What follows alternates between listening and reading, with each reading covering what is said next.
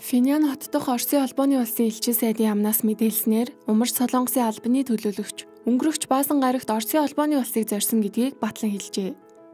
Оросын холбооны улс болон Умар Солонгос улсын дипломат харилцааны 70 жилийн энэ жил тохиож байгаа бөгөөд Умар Солонгосын хувьд Оросын холбооны улстай харилцаагаа улам бэхжүүлэх төлөвлөгөөтэй байгаа гэдгийг энэ удаагийн айлчлал илтгэж байна. Америкийн нэгдсэн улсын зүгээс цөмийн зэвсэг болон пуужингийн туршилтын асуудлаар Финлянд үзүүлэх дарамт шахалтыг шийдвэрлэхэд тус айлчлалын зорилго оршиж байгаа бололтой.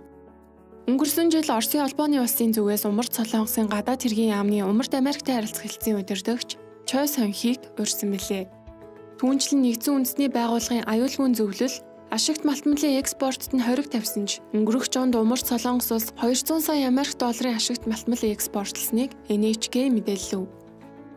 Нэгдсэн үндэсний байгууллагын хориг арга хэмжээний хэрэгжилтэд тавих хяналтын тайланд Умард Солонгос 3 дахь орнуудаар дамжуулан нүүрс ашигт малтмал экспортлж байна гэдгийг тэмдэглэжээ. Өнгөрөх оны 8 дугаар сард нэгдсэн үндэсний байгууллагын зүгээс Умард Солонгос улсыг олон улсад ашигт малтмал тэр дундаа нүүрс экспортлохыг хориглосон билээ. Хориг арга хэмжээг зөрчиж байгаа учраас бусад орнуудыг Умард Солонгос улсад тавих анхаарлаа улам бүр чангадахыг нэгдсэн үндэсний байгууллагаас уриалсан байна.